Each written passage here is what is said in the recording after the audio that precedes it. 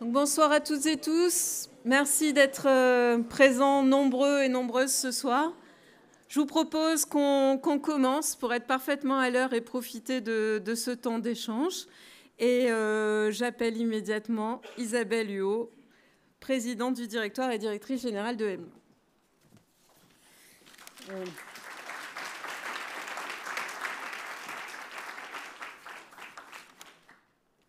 Je fais des bêtises pour commencer.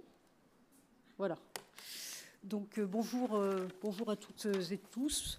Quelques petits mots d'introduction pour vous souhaiter la bienvenue sur ce nouveau campus pour celles et ceux qui n'auraient pas encore eu la chance d'y venir, et puis au sein de cet auditorium. Ce nouveau campus qui, beaucoup d'entre vous le savent, est l'ancien site de Nexence et qui incarne finalement un certain renouveau du quartier autour des enjeux académiques, des enjeux scientifiques, des enjeux de l'éducation. Alors, Christopher Gréin, nous vous souhaitons vraiment la bienvenue au sein de notre école. EM Lyon, qui est une école qui veut, pour paraphraser le titre de votre conférence, c'est une école qui veut aller dans le bon sens. Une grande école de management dont l'un des piliers stratégiques est la question d'articuler tout son projet autour des enjeux sociaux et environnementaux. Parce que nous pensons ici à EM Lyon que l'un des enjeux principaux de notre société, l'un des enjeux principaux du moment est la question de l'habitabilité de la planète, du dérèglement climatique, de l'effondrement de la biodiversité, de la pollution de l'eau, de l'air et des sols, qui font certainement partie des défis majeurs qu'a aujourd'hui à relever l'humanité, aux côtés des inégalités sociales croissantes, de l'insécurité grandissante et du repli sur soi. Ce sont ces questions fondamentales qu'une institution éducative comme la nôtre est confrontée. Et en tant qu'école, nous devons y répondre de manière constructive, de manière optimiste. C'est ce que nous essayons de faire à travers notre projet de formation, dans un contexte qui est très particulier, mais pour les aider à repenser les modèles d'affaires, à régénérer les modèles économiques, les modèles de gouvernance et à imaginer des futurs soutenables. Notre plan stratégique se nomme Résonance, pour insister, comme le souligne le philosophe Hartmut Rosa, à qui on a emprunté ce concept, insister sur cette présence harmonieuse au monde que nous souhaitons, cette relation réussie à la société, cette éthique de l'écoute, de la délibération collective et de réponse aux grands enjeux écologiques. Notre école est devenue pour cela société à mission. En juillet 2021, elle a une raison d'être très explicitée, qui est de former, d'accompagner tout au long de leur vie des personnes éclairées qui transforment les organisations avec efficacité pour une société plus juste, plus solidaire et respectueuse de la planète. Alors pour cela, on s'est fixé un certain nombre d'objectifs. D'abord, en tant qu'école, de réduire nos émissions carbone et de contribuer au net zéro à l'horizon 2030. Mais plus fondamentalement, c'est au cœur de son projet éducatif que nous voulons placer la priorité. Nous voulons soutenir un projet de formation qui mette l'accent sur des compétences d'esprit critique, d'action réfléchie de nos étudiants, pour qu'ils soient attentifs aux conséquences sociales, environnementales, éthiques de ce qu'ils font. Et nous avons nommé pour cela un doyen associé à la pédagogie en anthropocène, que vous avez rencontré à travers un podcast que vous avez enregistré avec lui, Thomas Gauthier, et toute l'équipe, tout le corps professoral, dont pour certains sont présents ce soir parmi nous, tout le corps professoral est mobilisé autour de cette question-là, à travers les recherches, les initiatives de recherche, mais à travers aussi les cours, qui se trouvent transformés à l'aune des enjeux sociaux environnementaux. Donc c'est pour nous absolument fondamental que ça devienne systémique, transversal, que ça ne concerne pas juste certains programmes, juste certains cours, juste certains tracks, mais que ça touche même au cœur de l'activité de l'école. Et c'est dans cette optique aussi que nous avons lancé la Leadership Academy for New Futures. Et Tessa, qui, à l'initiative de ce projet, qui pilote ce projet, va vous le présenter maintenant, plus précisément. Voilà, c'est une bonne transition quand même. Donc je vais laisser la parole à Tessie et vous remercier à nouveau très très chaleureusement pour votre disponibilité, le fait d'être venu jusqu'à Lyon. Et je me réjouis vraiment de la conférence qui va suivre et surtout des échanges que nous allons avoir tout à l'heure. Merci encore et bienvenue.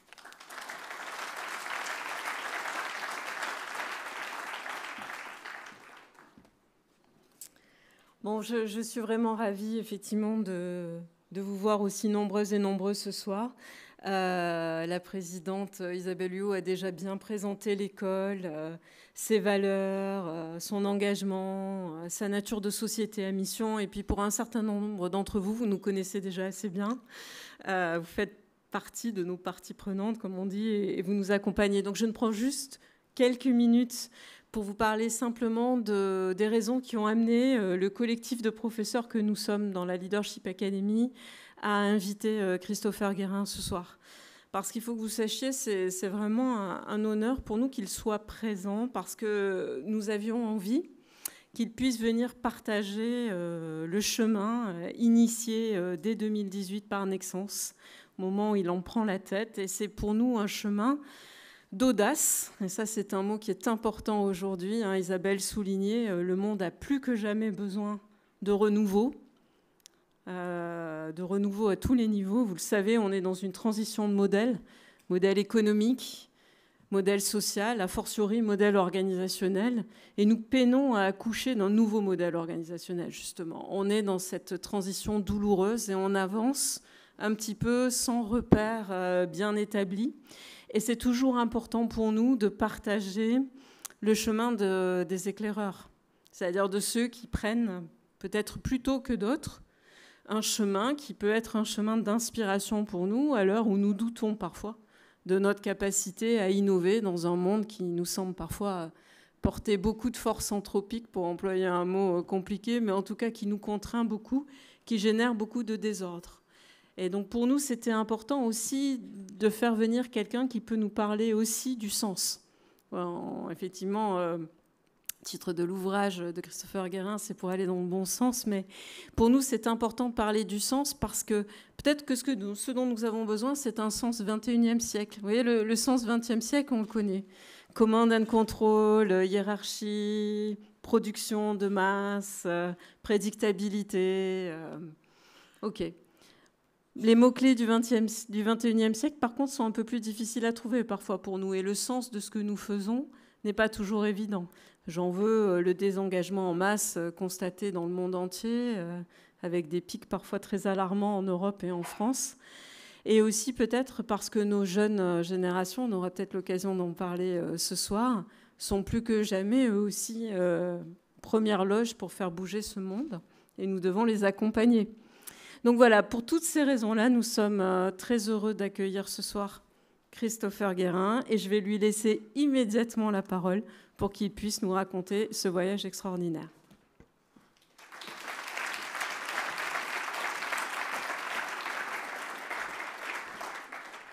Alors merci Tessa, merci Isabelle. Vous mettez énormément de pression. Je ne suis pas habitué à une telle introduction.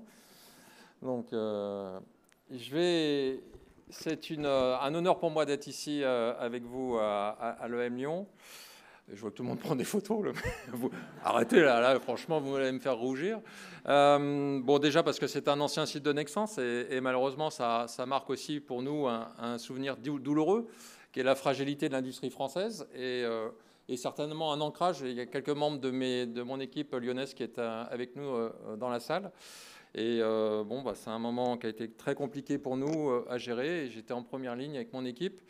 Et certainement un ancrage aussi pour dire, voilà, il faut qu'on travaille différemment que par le passé pour éviter ce qui s'est passé ici à Lyon et fermeture d'une usine qui est toujours très marquante. Alors, pourquoi un nouveau modèle de management? Au départ, c'est surtout par accident. C'était pour la volonté de faire quelque chose d'un peu différent. Et puis, toujours cette petite phrase qui trône dans notre tête tous collectivement, que c'est la fin d'un monde, mais ce n'est pas la fin du monde. Il y a quand même, on est en pleine mutation. Il y a un devoir de réinvention, de réécriture, de repenser les modèles de demain plutôt que de se baser sur 30 ans d'apprentissage porté par de l'abondance, de la croissance et un environnement où le social qui a toujours été mis un peu de côté. Et ce qui est intéressant de noter aussi, c'est que le monde a basculé en permacrise, c'est-à-dire qu'on a eu des grandes séquences tout au fil des décennies, mais maintenant les signes noirs s'accumulent, des risques pandémiques qui sont toujours là, des problématiques d'eau, des problématiques de sécheresse, bien sûr, le climat, des risques d'endettement de plus en plus forts au niveau de l'ensemble des pays et pas obligatoirement les pays émergents. Donc le monde de la permacrise est là. Et ce qui est intéressant, je trouve comme lecture, si je n'avais pas à conseiller de lire mon livre, mais plutôt un autre livre, c'est celui du philosophe et sinologue français François Julien, qui a écrit un livre qui s'appelle « Les transformations silencieuses », qui dit énormément de choses. Alors, j'ai eu vraiment l'outrecuidance de le résumer en un slide, mais ça ne vaut pas du tout d'être résumé, mais plutôt d'être lu. Ce qui est intéressant dans la vision de François Julien, c'est qu'il explique cette vision un peu européenne. Arrêtez de me prendre en photo, j'ai l'impression d'être Beyoncé, là. Donc... François Julien explique un peu cette vision européenne et américaine qui dit, voilà, notre entreprise et plutôt nos entreprises sont gérées sur des principes de modélisation.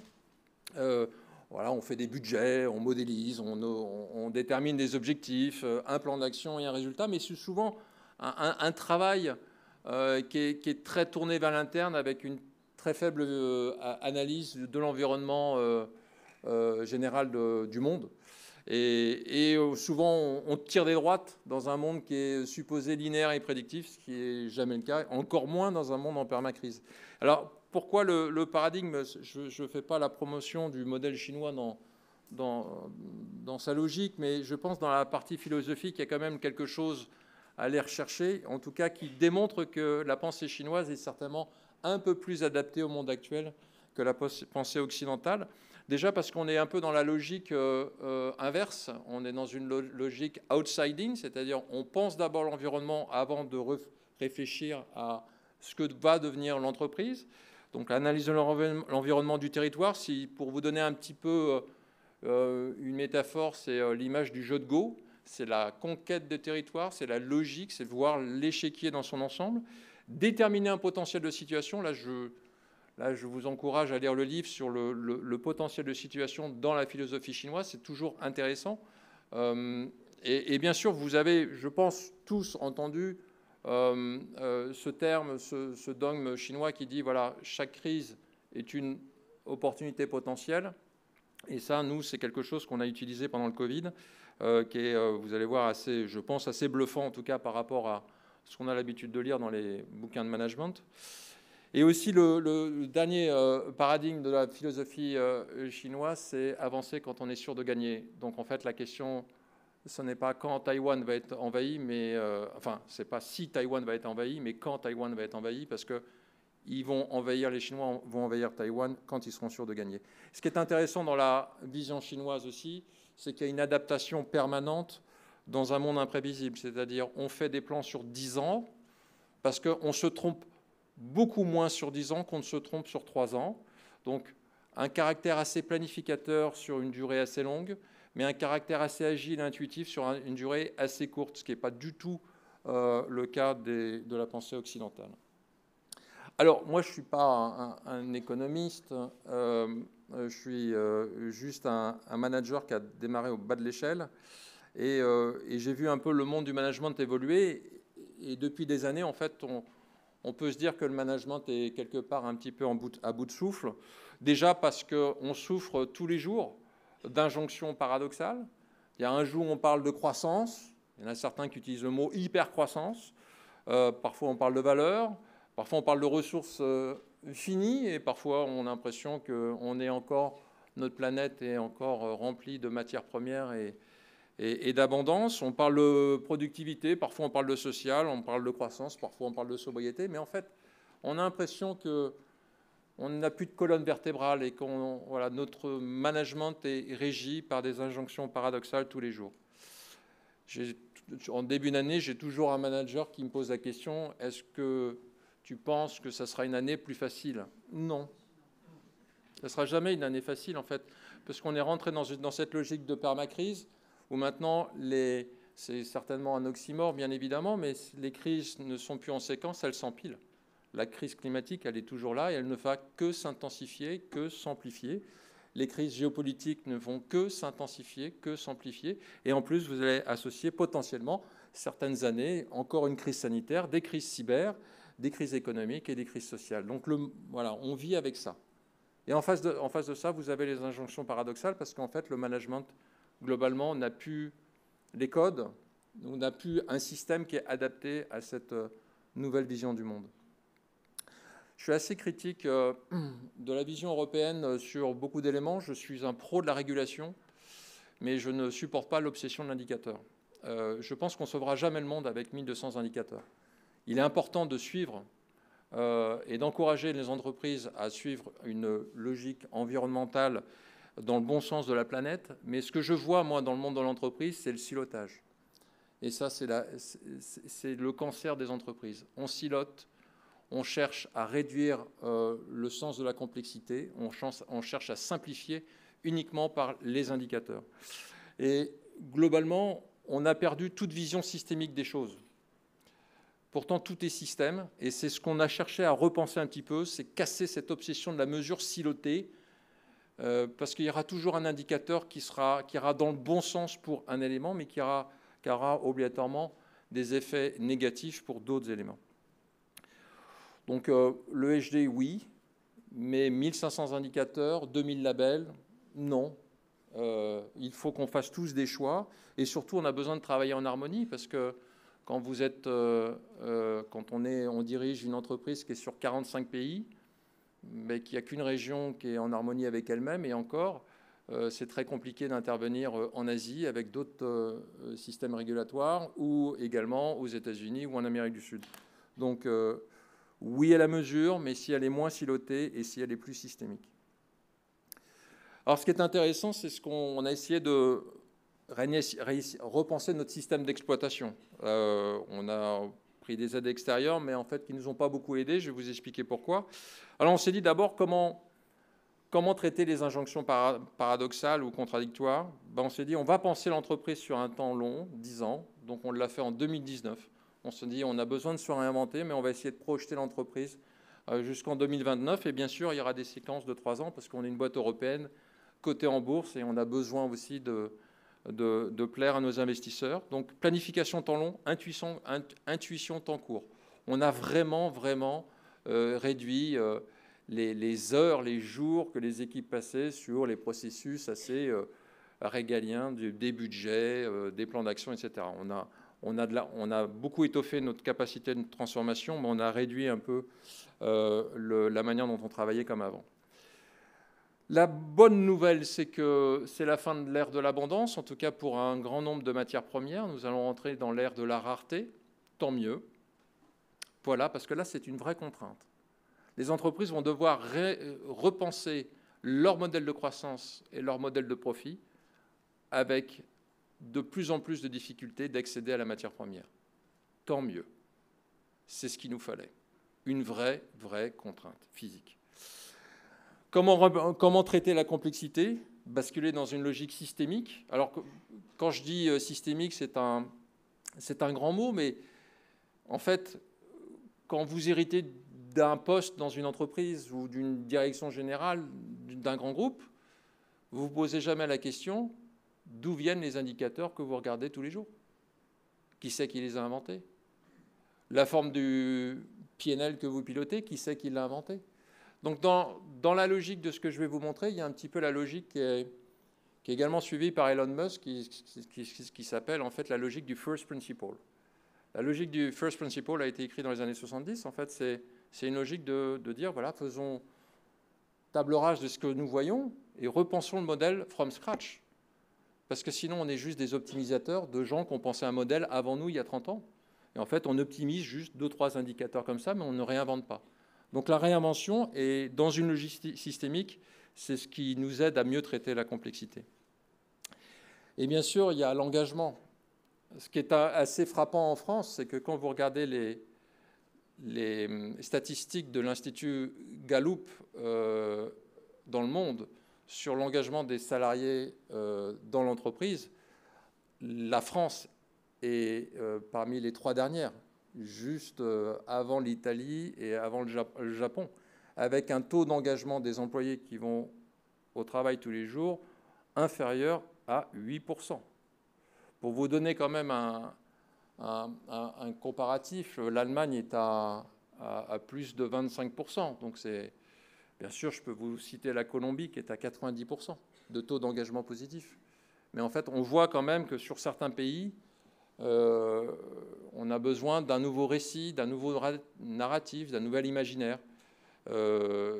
Parfois, c'est un biais culturel, mais dans tous les cas, on a un très gros travail de repenser le monde de l'entreprise pour le rendre un peu moins rationnel, un peu moins indicateur, un peu moins action, et redonner un peu d'humain, de vivant, de narratif, pour remonter le taux d'engagement de l'ensemble des équipes. Et croyez-moi, quand on est une société industrielle, depuis 2020, c'est très compliqué.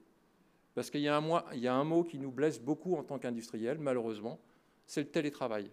Parce que quand vous avez une entreprise dont 50% de la population est une population sur machine, ouvrière tous les jours, vous créez un fossé encore plus grand entre l'école blanc et entre l'école bleue quand vous parlez de télétravail.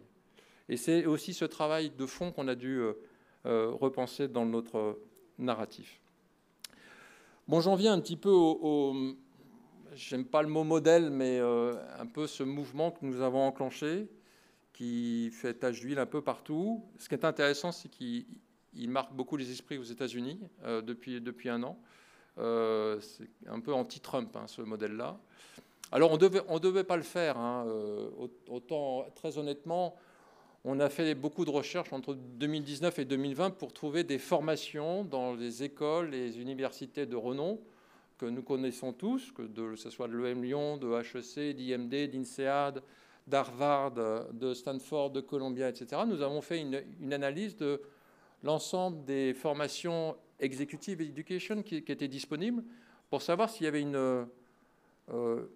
15 jours de formation très holistique dans l'approche. C'est-à-dire qu'on allait parler finance, mais on allait parler également environnement, et on allait parler également social, mais dans une logique systémique et holistique.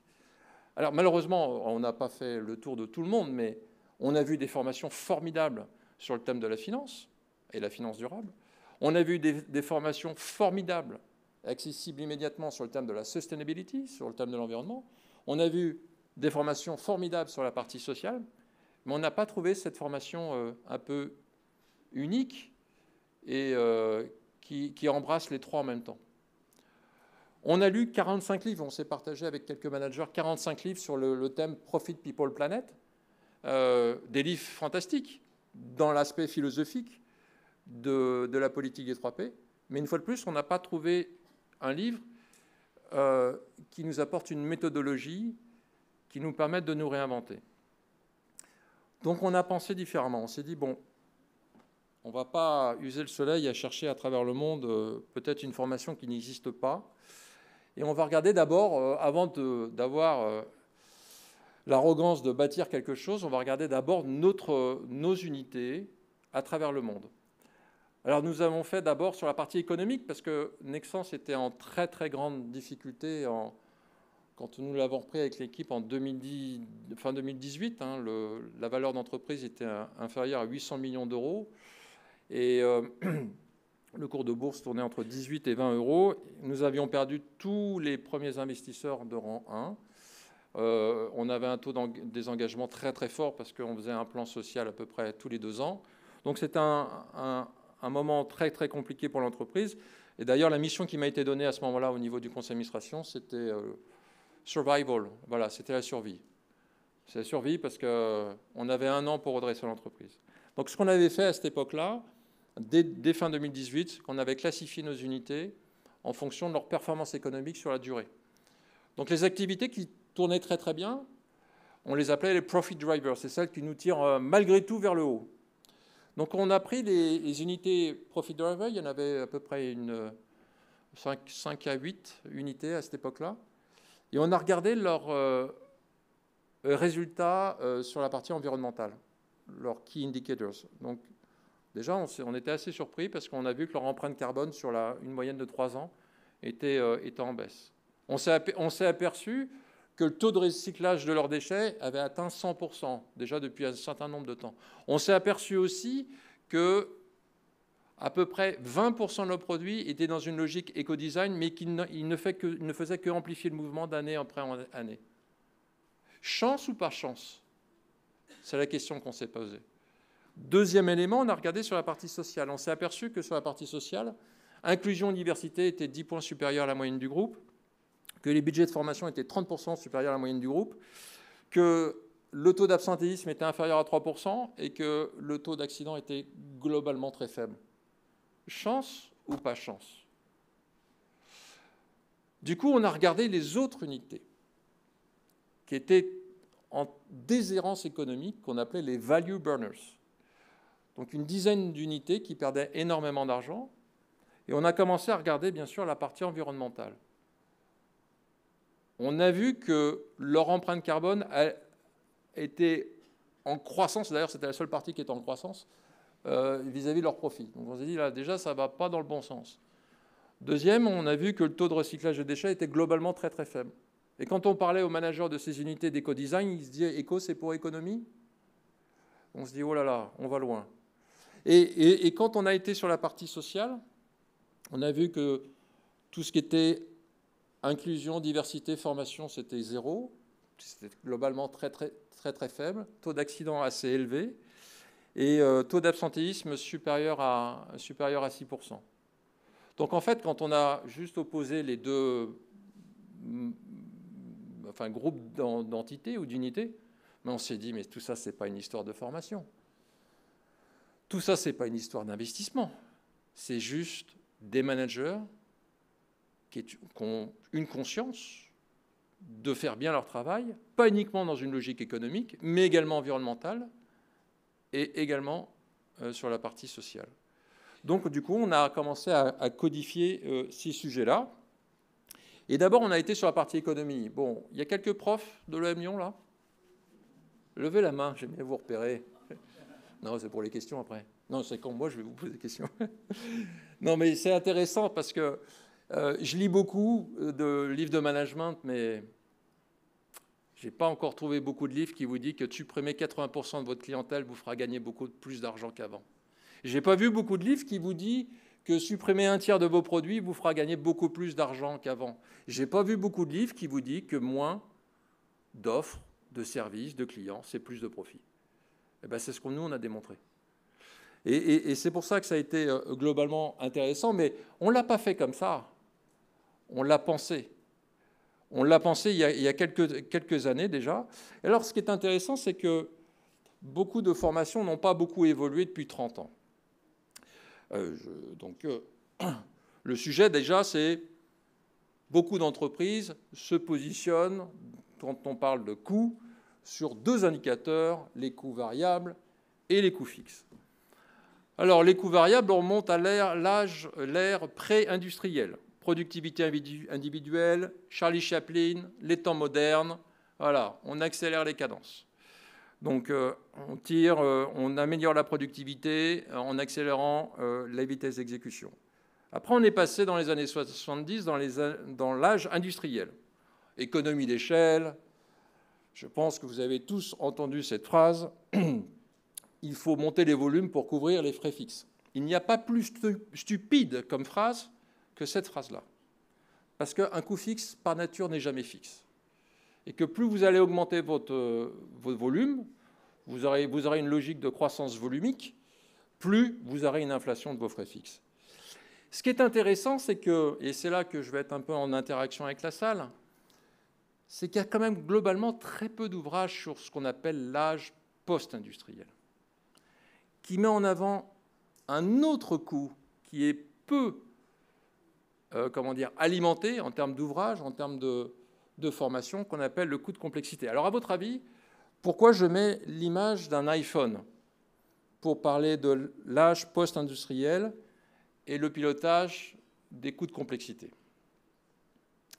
Apple fait quelque chose de très très bien que beaucoup d'entreprises ne font pas. Alors, levez la main et puis je vous... pour ceux qui ont la réponse. Oui? Pardon? Oui. Votre prénom? Bon, Raphaël, bravo. C'est la première fois que j'ai la réponse du premier coup. Donc, Raphaël a dit, il remplace l'iPhone chaque année. Mais pourquoi c'est intelligent, Raphaël?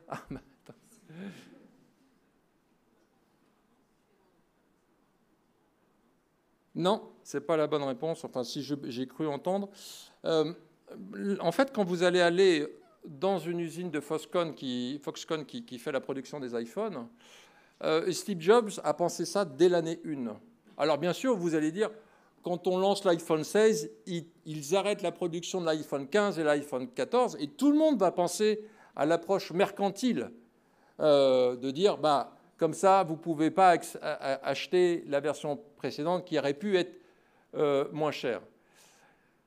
Très peu de gens pensent à la version industrielle, qui en fait, qu'en production, alors bien sûr, il y a plus de composants que l'iPhone 7 il y a 10 ans, mais en production, il n'y a toujours qu'une seule famille de produits qui tourne. Tandis que quand vous mettez en parallèle ce modèle de pilotage industriel d'Apple par rapport au monde du capital goods européen, en 20 ans, le nombre de produits manufacturés en production a augmenté de plus 300%. Et c'est certainement quelque chose qu'Apple fait très très bien, de maîtriser ce coût de complexité que les entreprises européennes font globalement plutôt mal, puisque quand on lance une innovation, on continue de produire les autres produits, on n'arrête rien. Et c'est intéressant de voir qu'en fait, très peu de normes, enfin aucune norme comptable aujourd'hui vous met en avant le coût de complexité. Donc nous, chez Nexans, on l'a recalculé. On l'a recalculé, le nombre de clients servis multiplié par le nombre de produits achetés par le client, multiplié par le nombre de process dans lequel le produit est manufacturé et éventuellement également le nombre de points de livraison. Donc, ce qui est intéressant, ça a été le résultat. Et je vais vous expliquer pourquoi on a utilisé la crise Covid pour atteindre ce résultat très rapidement. Donc, on a supprimé pratiquement 80% de notre base client. En 5 mois, on a supprimé à peu près un tiers de nos produits. En 5 mois. On était une des rares sociétés du capital goods à ne pas donner de guidance, d'engagement sur la croissance. Donc on s'est fait très chahuter par les analystes financiers pendant au moins 6 ans parce qu'on ne donnait pas d'objectif de croissance. Notre réponse était très simple. Notre objectif est d'augmenter la profitabilité, d'augmenter les retours sur le capital employé, d'augmenter la génération de cash. Mais la manière dont on va le faire, c'est notre problème. Et il ne va pas passer par la case croissance. Alors, ce que vous voyez ici sur le graphe, vous voyez l'évolution de l'EBITDA. Alors, il faut savoir ce qui est intéressant, parce que certains pourraient dire « Ah, bah, vous avez peut-être un marché un peu plus porteur qu'avant ». Il faut savoir que l'EBITDA moyen du groupe entre 2012 et 2018 était à 300 millions d'euros. Donc, en fait, l'EBITDA que vous voyez en 2018 reflète plus ou moins la moyenne de 10 ans. Que la génération de cash était absolument très faible, voire proche de zéro d'une année sur l'autre. Alors excusez-moi parce que le slide n'est pas à jour, on a fini 2024 à 804 millions d'euros. Donc on a plus que doublé nos profits. Notre retour sur le capital employé était à 9%, il est passé à 26%, on tourne maintenant pratiquement à 32%. La market cap a évolué. Ce qui est intéressant aussi, bien sûr, le TSR est à plus 320%, mais ce qui est intéressant de noter aussi, c'est qu'on a fait en 6 ans l'équivalent de 20 ans de free cash, sans croissance volumique, et en rédigeant de 80% de notre clientèle. Alors c'est pour ça que c'était intéressant d'attaquer l'environnement, mais je reviens quand même sur mes 5 mois, parce que pourquoi faire ça en 5 mois? Le 13 mars 2020, il y avait quoi? Le discours du président Macron en disant qu'on était en état de guerre. Moi et une partie de mon équipe, on revenait de Chine. On sentait qu'il se passait quelque chose en Chine, parce qu'on avait des capteurs de température partout dans les aéroports qui étaient en train d'être mis en place par les militaires chinois. On se dit, il se passe quelque chose. Donc on a fait ce call auprès de 350 managers le 17 mars 2020, et on leur a expliqué la chose suivante. Nous allons rentrer dans une crise systémique. Une crise sanitaire va générer une crise de revenus, de chiffre d'affaires. Une crise de chiffre d'affaires va générer une crise de profit. Une crise de profit va générer une crise de cash. Et une crise de cash, pas de trésorerie, pas de salaire, crise sociale. Voulez-vous gérer une crise sociale? Réponse, non, mon capitaine. Donc, on va se concentrer sur le cash. Ah bah oui, on va y aller à fond. Très bien. Et c'est là qu'on leur a dit on va supprimer 80% de la clientèle. Mais on ne l'a pas fait comme ça. On l'a modélisé.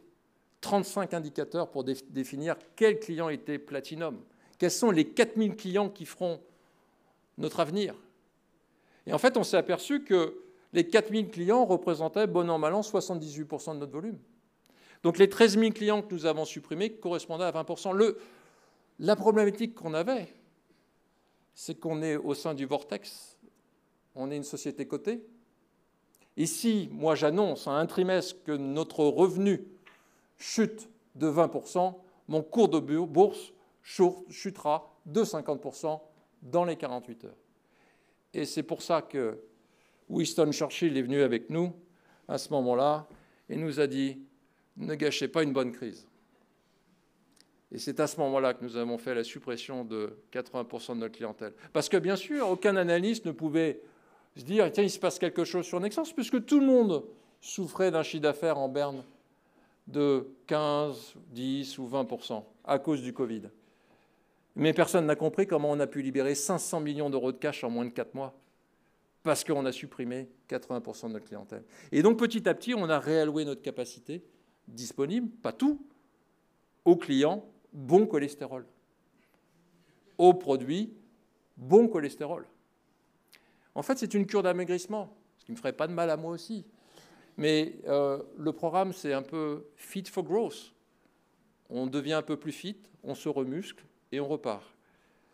Ce qui est intéressant, ça a été l'incidence que ça a eu sur l'environnement. Alors, on aime beaucoup cette petite phrase de Voltaire qui disait « Dans une avalanche, aucun flocon ne se sent responsable ». On est tous flocons. On a tous une forme de responsabilité en tant que citoyen, en tant que dirigeant, en tant que manager, en tant qu'étudiant. On a tous une forme de responsabilité. Donc, on s'est dit, voilà, tout ce qu'on a réussi à faire sur la partie économique, on va essayer de transvaser ça sur la partie environnementale. Alors, ce qui était intéressant, c'est qu'on est dans 45 pays et tout le monde n'a pas accès uniquement à une énergie décarbonée comme la France. On est très présent au Maroc et l'accès aux énergies renouvelables est très faible. Donc, on s'est dit, voilà, il y a quand même un contexte structurel pour chacun des pays qui peut être favorable ou défavorable. Et puis après, vous avez la performance environnementale de l'unité. Donc, c'est comme ça qu'on a commencé à traiter un petit peu la performance de chacune des unités. On s'est dit, en fait, il y a des unités, vous le voyez en bas à droite, alors les données ne sont pas exactes volontairement, parce qu'on ne peut pas tout publier, mais 24% de chiffre d'affaires, 36% de CO2. Donc pour 1 euro de chiffre d'affaires, ces unités polluent l'environnement. Donc obligatoirement, on les met sous contrainte. Croissance interdite. C'est comme ça qu'au Maroc, les 2 indicateurs que notre patronne du Maroc reçoit, c'est 10% de croissance de profit par an, associé à 10% de réduction de l'empreinte carbone. Rien d'autre. Pas de notion de croissance. Le fait d'avoir cette double contrainte de j'augmente mes profits, mais je dois baisser mon empreinte carbone, les met obligatoirement dans cette logique de dire mais quels sont les clients, les produits, les marchés qui me permettent de répondre à cette double contrainte. Et c'est là qu'on a été un cran plus loin pour certaines unités qui ont une grande difficulté, une grande dépendance avec des clients qui sont à plus forte distance. On a calculé pour eux le retour sur carbone employé. On s'est dit, bien sûr, on a conservé 4000 clients, un peu considérés comme platinum dans leur logique économique, retour sur capital employé. Maintenant, on va s'assurer qu'ils sont également platinum dans la logique retour sur carbone employé. Alors, comment on fait ? Est-ce qu'ils sont utilisateurs en termes de matières premières de cuivre ou d'aluminium ? Déjà, ça change tout. 1 tonne de cuivre utilisée, 4 tonnes de CO2 émises. 1 tonne d'aluminium utilisée, 16 tonnes de CO2 émises. Par contre, si on utilise de l'aluminium recyclé, 1 tonne d'aluminium recyclé égale 8 tonnes de CO2 émises. Donc déjà, la contrainte matière première a un affect sur le calcul. Après, la distance du transport, on a fait avec une start-up une analyse algorithmique pour déterminer le poids du chiffre d'affaires par usine, surtout celles qui sont assez éloignées de l'Europe. Et l'objectif, c'était de déterminer le poids du chiffre d'affaires dans un rayon de 500 km, dans un rayon de 800 km. Et bien sûr, au-delà. Mais au-delà, on a commencé à challenger le management. On dit, si vous êtes au-delà de 800 km, vous polluez. Donc, si vous ne voulez pas qu'on tire l'arme ultime d'une taxe carbone interne, votre objectif est de revenir à la genèse de votre business, local pour local. Je suis en Australie pour l'Australie, ou si, même si je suis à Melbourne, je suis à Melbourne pour Melbourne, pas pour Victoria, pas à 3000 km de distance. Je suis en France pour la France, je suis au Maroc pour le Maroc. Donc cette pression constante de ramener tout au local, déjà ça fait des gains économiques, mais ça fait aussi des gains sur la partie environnementale. Donc c'est pour ça que ce qui est intéressant de noter, c'est que vous avez vu une croissance de profit de plus 150% et notre empreinte carbone a atteint moins 39%, moins 38% exactement, entre 2019 et 2024. Et c'est essentiellement grâce à ces deux facteurs que je vous ai expliqués. Ça va, vous me suivez? Ouais. Après vient le thème de l'engagement, là plus compliqué quand même. On s'est dit, on a réussi à croiser des indicateurs qui se parlaient bien, retour sur capital employé, retour sur carbone employé, ça se parle. On parle de croissance différemment, c'est mes difficultés que j'ai avec les analystes financiers qui sont arc-boutés sur des modèles financiers de plus de 20 ans, où la première ligne qu'ils ont à remplir, c'est la ligne chiffre d'affaires. Et le premier indicateur qu'ils ont à remplir, c'est l'indicateur croissance. Et j'en ai un qui m'a dit, de chez Morgan Stanley, qui m'a dit « Mais pourquoi vous ne voulez pas nous aider à remplir cette ligne de croissance ?» Mais parce que vous ne l'avez pas définie. On parle de croissance volumique ou on parle de croissance en valeur? On parle de croissance pour des produits bruns ou pour des produits verts? On parle de croissance sur la base de ressources infinies qu'on n'aura jamais? Ou est-ce qu'on parle de croissance dans une logique d'économie régénérative sur la base du recyclage? Définissons ensemble la croissance et on sera d'accord sur mettre un indicateur. Mais il y a encore beaucoup de chemin à faire. Malgré de nombreuses masterclass auprès des analystes financiers, il y a encore beaucoup de chemin à faire pour aider les sociétés cotées à changer un peu de narratif. Alors, un petit mot sur l'engagement. Ça a été beaucoup plus compliqué pour nous.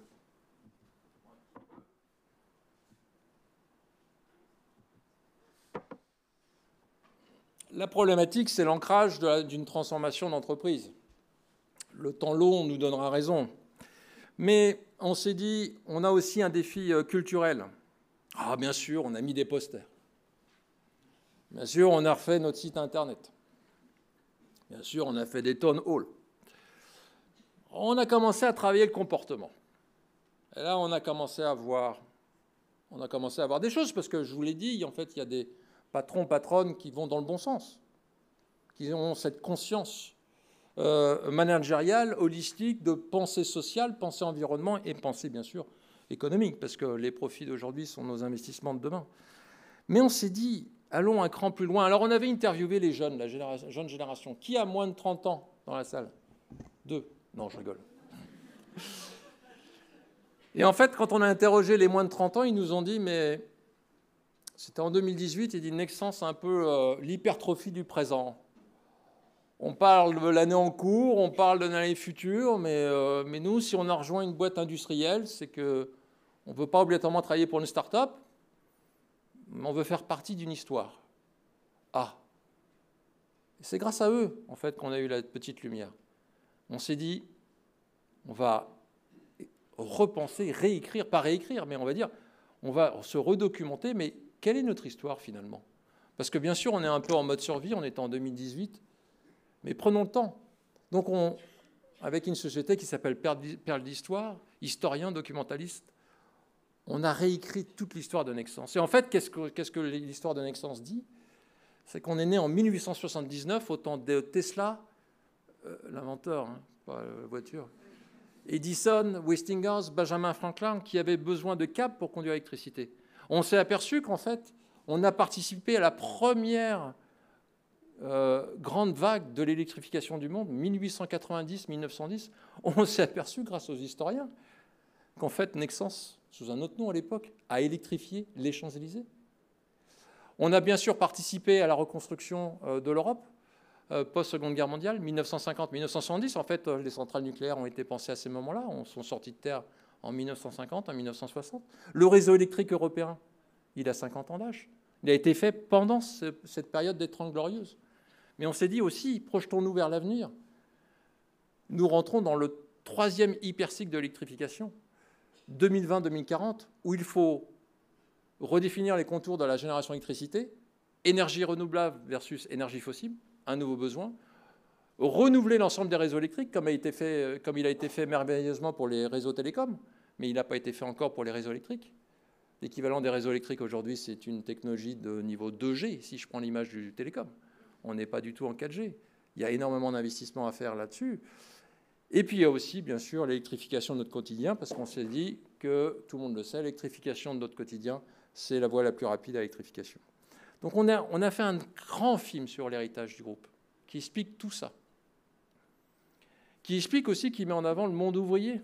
Vous avez un documentaire qui a été sur France 2 de Buzia, qui s'appelle « Nous les ouvriers », qui est juste formidable, qui rappelle qu'en temps de guerre, en temps de crise, l'industrie est toujours là, au service d'un pays.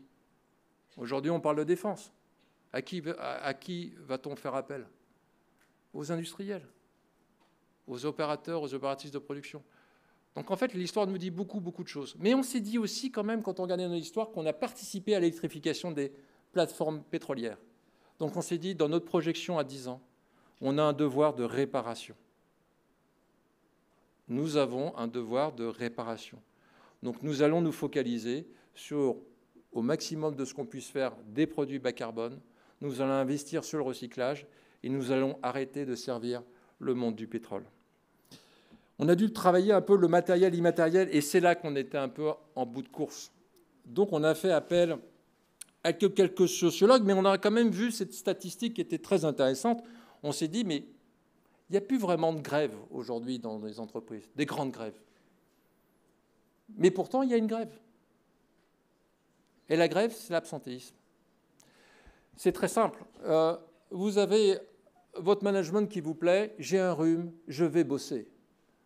J'ai un management qui m'emmerde, j'ai un rhume, je ne vais pas bosser. Donc on a été regarder un petit peu les statistiques des taux d'absentéisme courte durée.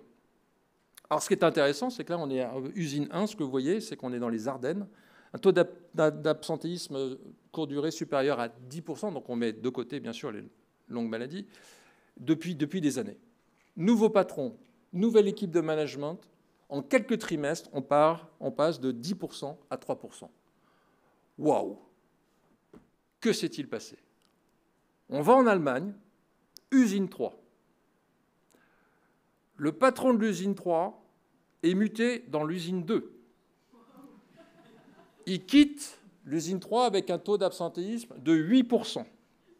Il arrive dans l'usine 2, démarre à 4%. Cette personne est un héros. En quelques trimestres, il a doublé le taux d'absentéisme. Qu'a-t-il fait? En fait, on a codifié les bonnes pratiques. Alors, ce qui est intéressant, c'est qu'on l'a gardé.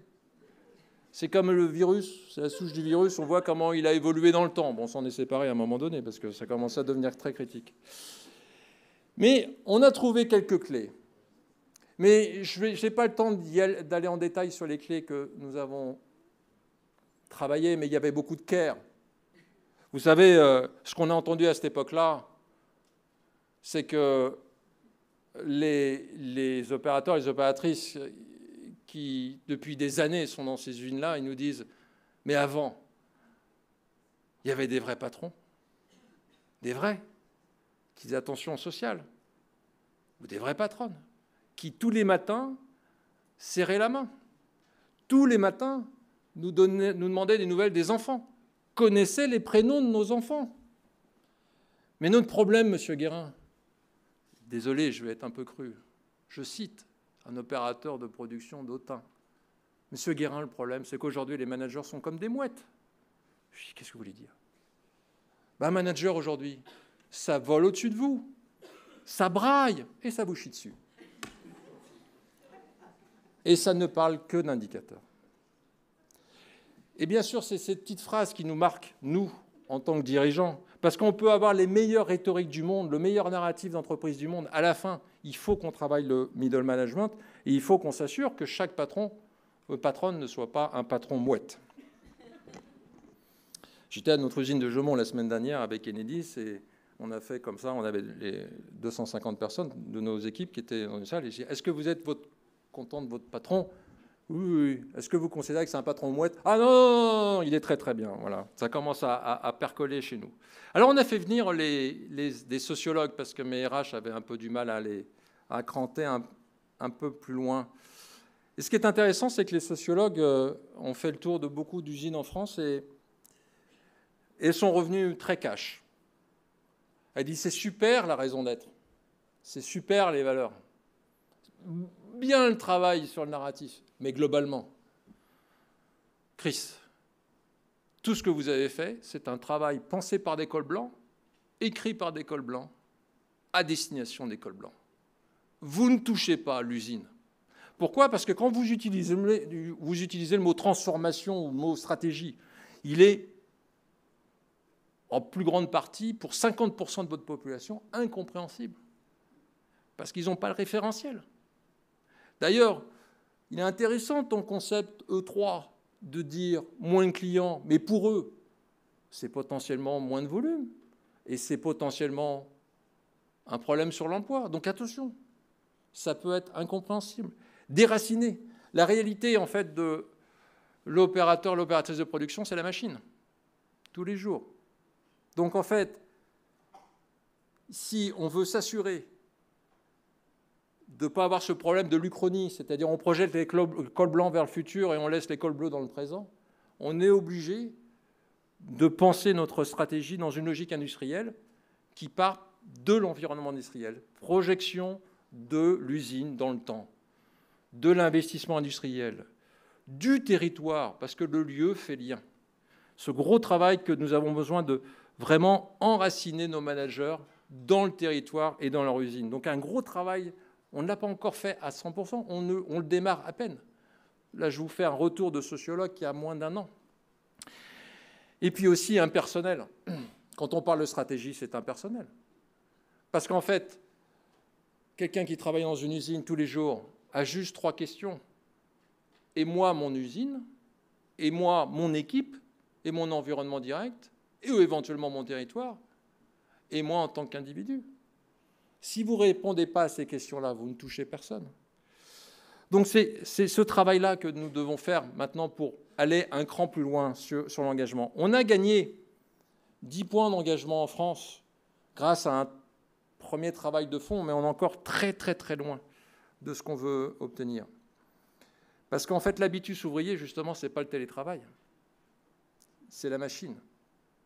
C'est mon usine. La première chose que les opérateurs, opératrices nous ont dit, mais en fait, c'est super vos managers, vos patrons d'usine. Mais quand ils ne sont pas bons, ils sont virés, et quand ils sont bons, ils sont promus. Donc dans tous les cas, en moyenne, durée de vie d'un patron d'usine, une patronne d'usine, 3 ans.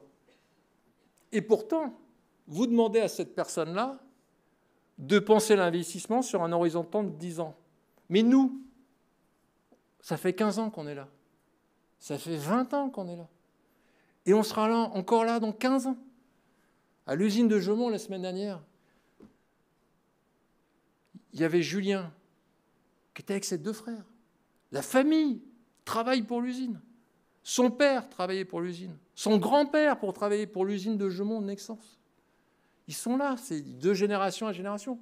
Donc en fait, maintenant, l'objectif, c'est de les écouter. Qui sait mieux qu'eux-mêmes ce qui est bon pour l'usine? Qui sait mieux que ce qui est bon pour la machine? Et c'est ce travail-là, du coup, qu'on essaye de remettre dans l'imaginaire, dans notre narratif, de dire participer à ce narratif avec nous, ensemble, pour repenser le matériel de l'usine, mais aussi les matériels. Chaque usine a besoin de comprendre sa projection dans le temps. Je passe beaucoup de temps avec des architectes, et notamment un architecte très connu à Paris, qui s'appelle Philippe Chambiaretta, que je pense est très connu ici, hein, parce que je crois que vous lui devez l'infrastructure. Philippe travaille actuellement sur la désirabilité des Champs-Élysées. Les Champs-Élysées sont devenus, pour les Parisiens, un lieu indésirable. Ce qui est intéressant dans la vision d'un architecte, c'est qu'il est obligé de travailler sur un temps long parce que pour lui, pour elle, un projet, c'est minimum 10 ans avant sa réalisation. Donc, il a la projection du futur, il doit s'associer auprès de sociologues, il doit comprendre le biomimétisme, il doit comprendre également toutes les problématiques climatiques pour s'assurer que les Champs-Élysées seront désirables en 2035. Mais la première question qui s'est posée, c'est pourquoi les Champs-Élysées sont dans l'axe du Louvre? Il est revenu avec les historiens sur toute l'histoire des Champs-Élysées. Donc il est toujours sur cet axe héritage, futur, matériel, végétalisation, mobilité, mais aussi immatériel. Que vient-on voir aux Champs-Élysées? Eh bien, je pense que les dirigeants d'aujourd'hui, comme nous sommes, sont globalement très, très en retard avec le travail merveilleux que font les architectes. Donc nous avons fait dans l'histoire du récit, bien sûr, je vais passer très rapidement, un lien très fort avec l'histoire de l'électricité, parce qu'en fait, nous sommes un pur acteur de l'électrification, avec ce devoir de réparation et aussi de valorisation du patrimoine industriel. Donc ça, bien sûr, en tant qu'entreprise, de travailler sur l'électrification du monde est formidable. Mais dans la logique de réparation, c'est de dire aussi, mais que fait-on des matières premières? En 2024, j'étais au Chili. Regardez d'où venait notre cuivre. Et franchement, j'ai été choqué. Pourtant, je travaille dans la maison depuis longtemps. C'est une économie extractive qui pollue. Alors bien sûr, on est content d'avoir nos véhicules électriques, mais regardez la pollution en amont. C'est un vrai sujet. Donc ensemble, avec notre management, on s'est dit il faut qu'on repense un peu notre modèle. Il faut qu'on investisse sur le recyclage. On vient d'annoncer un investissement de plus de 100 millions d'euros sur notre site de Lens, qui va pouvoir absorber à peu près 80 000 tonnes de déchets par an. Dans tous les cas, on le fait pour des questions environnementales, mais pas uniquement. On est dans le vortex, on le fait aussi pour des raisons économiques. Dans tous les cas, il n'y aura pas assez de matières premières pour le monde. Il n'y aura pas assez de cuivre. Il n'y aura pas assez d'aluminium. Et que nous sommes assis sur des mines urbaines. Il va falloir démanteler. Le cuivre, il est là. Il est en dessous. On va démanteler des kilomètres, des millions de kilomètres de réseau. L'avantage de ces matières premières, c'est qu'elles sont recyclables à l'infini. Et c'est aussi ce travail de relier l'histoire avec nos destins que nous travaillons ardemment avec nos équipes chez Nexans. Voilà, je finis un petit mot sur le modèle avant de prendre vos questions. Le modèle E3, en fait, on en voulait en faire une approche très philosophique au démarrage.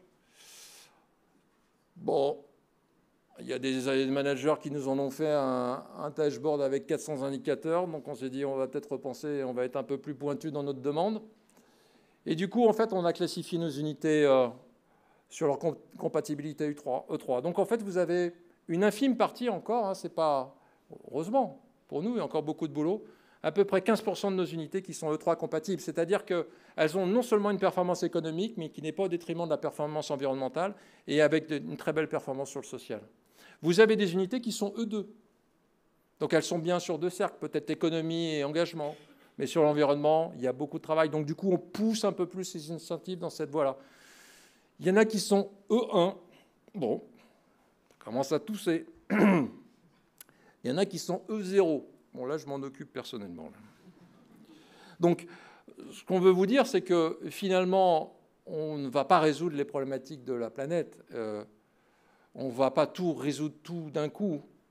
Mais on trouve qu'avec notre modèle, on a quand même trouvé quelque chose qui est un peu différent de tout ce qu'on entend en termes de croissance volumique, d'hypercroissance et de capitalisme carbonifère, qui nous permet, en tout cas pour la génération future des étudiants dans cette salle, qui trouveront des solutions qu'on ne trouve pas aujourd'hui, peut-être grâce à l'intelligence artificielle, qui peut nous dire aujourd'hui qu'en fait que l'impossible n'est que temporaire. Donc nous, notre travail de dirigeant, c'est juste de mettre le navire dans le bon sens. Merci beaucoup.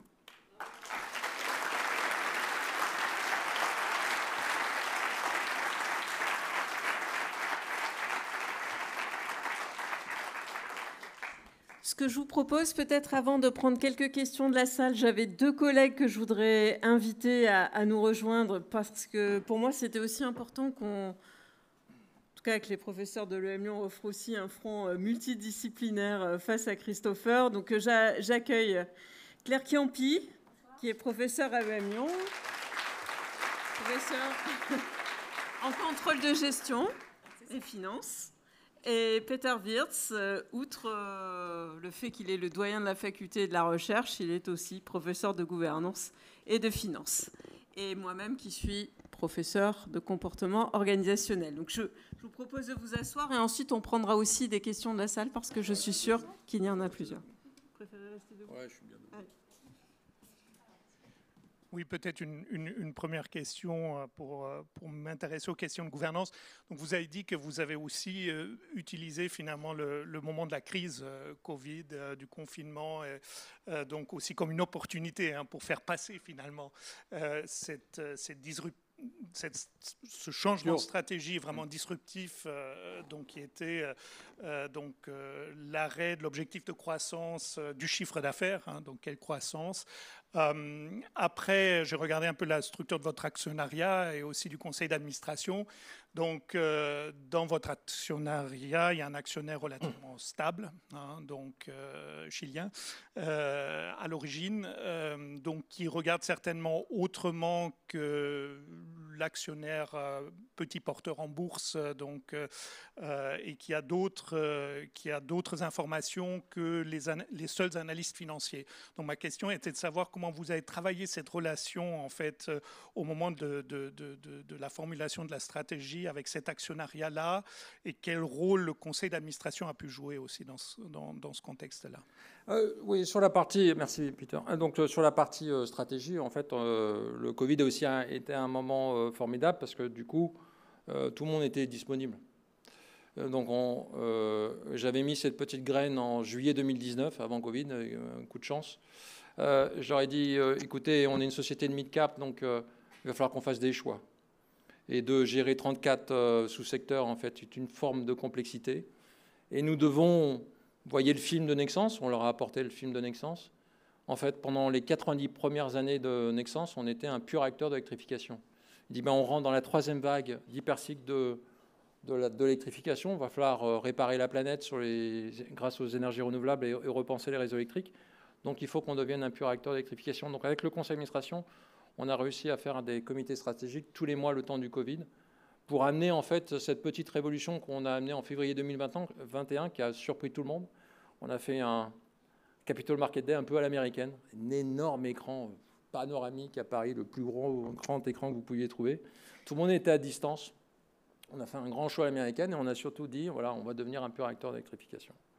Après, sur les thématiques de rupture, comme la suppression des clients, j'ai un investisseur qui m'a dit mais comment vous avez réussi à faire passer à votre conseil d'administration que vous alliez supprimer 80% de votre clientèle? Ils ne le savaient pas. On ne leur a jamais dit parce que sinon j'aurais été bloqué. Ça faisait des années qu'on travaillait dessus. Vous savez, le modèle, il est assez complexe. On est parti du monde assurantiel, du monde bancaire. En fait, quand vous allez faire une demande d'emprunt dans une banque, on va vous poser une série de 30 questions. Vous ne faites pas attention, mais on vous pose 30 questions. Et en fait, on vous profile. On a fait la même chose. On a fait la même chose avec nos clients. On l'a fait en 2019. C'était un peu la chance de l'avoir fait pendant le Covid. On a profilé nos 17 000 clients sur 30 critères stratégiques, de risque, financiers. Et puis arrivé après les critères environnementaux.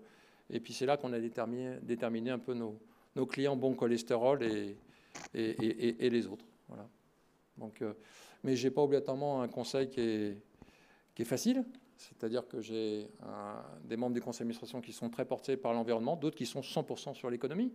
Ce qui me dérange le plus, c'est actuellement sur les marchés financiers. Là j'ai vu entre Paris, Londres, New York, Chicago, on a vu 400 investisseurs, pas une seule question sur l'environnement. Fini. Puis une seule question sur le ESG. Fini. Comme si, en fait, l'ESG était un élément à la mode qui vient d'être remplacé par l'intelligence artificielle. Voilà. Alors, c'est choquant, ça fait mal, mais ce qui n'empêche pas qu'en interne, on continue de travailler le sujet parce qu'on on est sûr qu'un jour, le monde se réveillera face à l'approche dystopique dans laquelle on va, notamment en matière de climat. Voilà. Alors, à mon tour, ça marche bien. Merci pour ce plaidoyer inspirant concernant la redirection stratégique que vous avez menée et que vous invitez les autres firmes à suivre sans doute.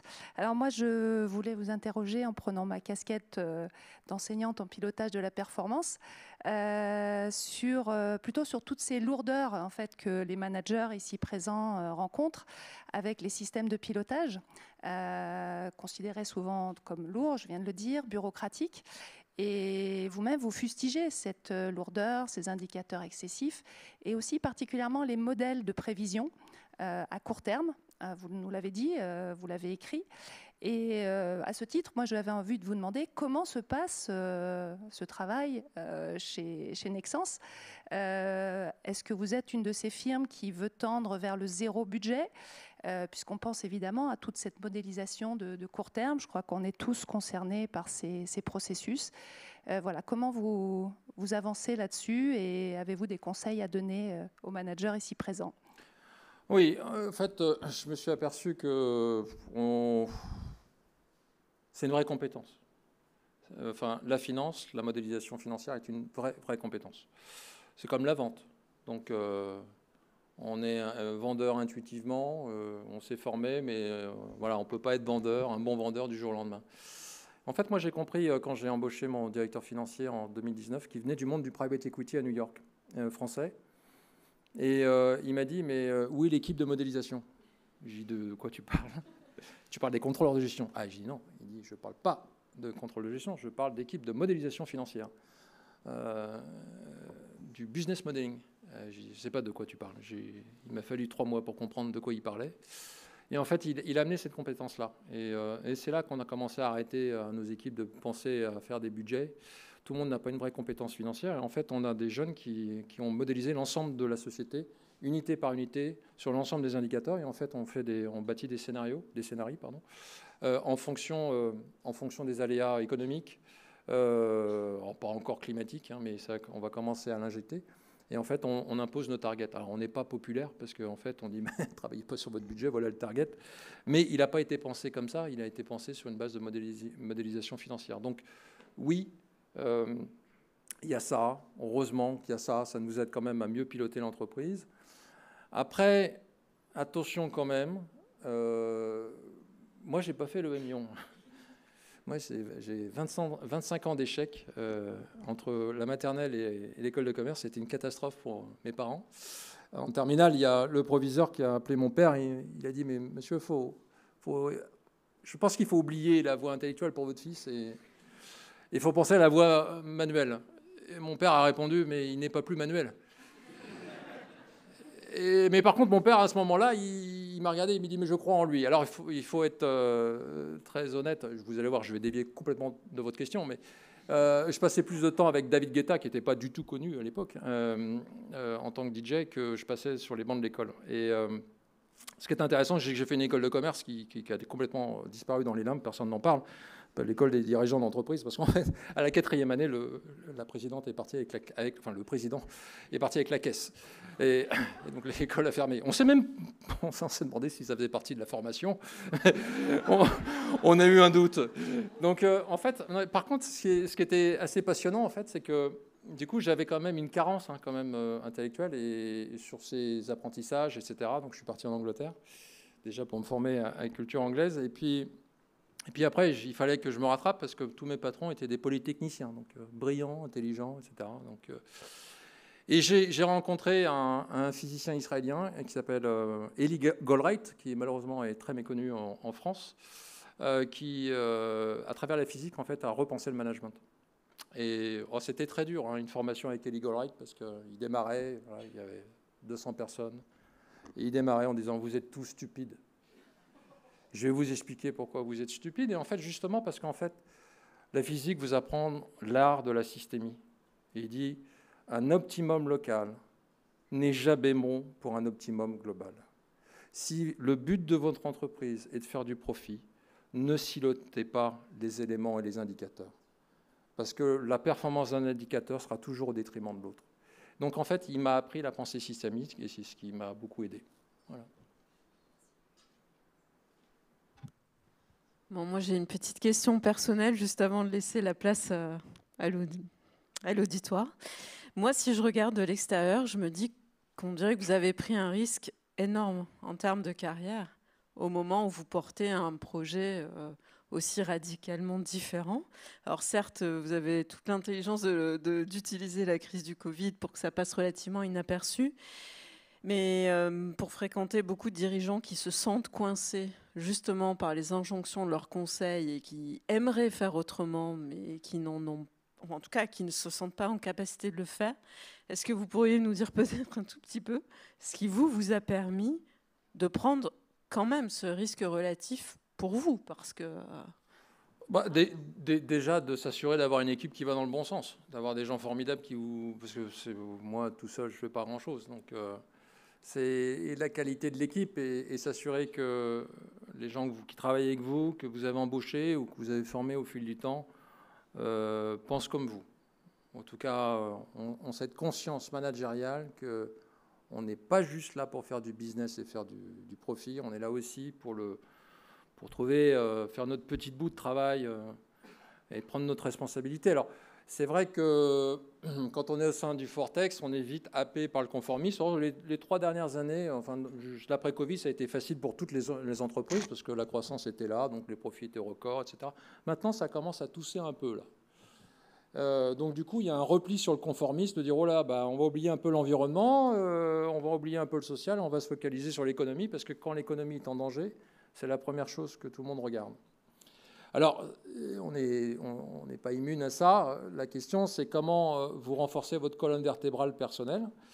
Donc moi, j'ai eu la chance de côtoyer beaucoup de dirigeants issus de sociétés familiales qui ont cette perspective de temps long, plus que les boîtes cotées. Et on fait des retraites personnelles. On avait démarré avec Mathieu Ricard, le moine bouddhiste qui nous avait dit, qui nous a pris pendant... Alors on n'a pas été dans l'Himalaya, on était dans les Alpes suisses. C'était quand même plus pratique. Et pendant 5 jours, il nous a questionné, mais sur le thème de la legacy, donc l'héritage en anglais. Il dit, mais quel héritage allez-vous laisser à la société, grand S, et votre société à vous? Vous n'êtes plus là, c'est quoi le sillage? Donc il nous a vraiment questionné, mais qu'est-ce qui va vous rendre fier pendant 5 jours? Plus des marches méditatives à 5 heures du matin, plus des repas végétariens, et ça m'a permis de perdre 2 kilos, etc. Mais bon, voilà déjà un premier ancrage. Le deuxième ancrage, celui qui m'a bouleversé, j'étais aux Universités de la Terre il y a quelques jours, parce que j'ai découvert en 2011 Pierre Rabhi. Eh bien, Pierre Rabhi m'a complètement bouleversé, moi, sur son livre « La sobriété heureuse ». Et en fait, il a dit, mais pourquoi on accumule tout? Pourquoi les entreprises ont plein de stocks? Pourquoi on a plein de clients? Enfin, je fais une petite dérive de ce qu'il dit, mais pourquoi on a tout ça? Pour faire quoi? Avec cet exemple du lion qui chasse l'antilope. Quand un lion a faim, il va chasser une antilope. Est-ce que vous avez déjà vu un lion stocker 6 antilopes pour la semaine? Non. Donc, un retour à une forme de sobriété. Donc, vraiment, Pierre Rabhi nous a beaucoup challengé. Et un beaucoup plus récent qui nous a énormément marqué, ce qui est, pourtant, il ne partait pas gagnant, c'était Cyril Dion, réalisateur du film de demain. Alors, pourquoi il ne partait pas gagnant? Parce qu'il était un peu moins gourou comme Mathieu et Pierre. Mais Cyril nous a emmenés dans un monastère très glauque, hein, au-dessus de Chambéry, complètement désaffecté, sans chauffage, c'était l'hiver, affreux. Mais en fait, il nous a dit, mais comme vous êtes 8 dirigeants, potentiellement des greenwashers en puissance, on va changer les règles du jeu. Je ne vais pas vous faire venir pour que vous m'écoutiez, vous me disiez oui, on est 100% d'accord avec toi, et puis le lendemain, vous passez à autre chose. Donc en fait, on va chercher un ancrage mental, on va vous faire venir avec un de vos enfants, neveu ou nièce, donc entre 12 et 18 ans. Obligatoire. Et on va demander à votre enfant de venir 3 jours avant. Et on va préparer avec nos animateurs, animatrices, les thèmes sur lesquels on va vous challenger. Alors, il est évident que quand j'ai vu ma fille de 16 ans me challenger en disant « Mais papa, quelle planète tu vas me laisser en 2030-2035 ?» obligatoirement, ça vous crée un ancrage mental. Et donc, ça vous renforce votre colonne vertébrale. Donc, en fait, c'est sûr que pour se battre contre le conformisme de dire, bon, bah, je vais faire ce qu'on me demande, il faut absolument renforcer cette colonne vertébrale. Bon, ma fille m'en veut encore parce que dormir dans le lieu très glauque avec le crucifix au-dessus de la tête, elle aussi, ça l'a fait un ancrage pour la vie. Elle m'a dit « never again ». Voilà. Merci beaucoup. Je vous propose qu'on prenne les questions de la salle parce que je suis sûre qu'il y en a un certain nombre.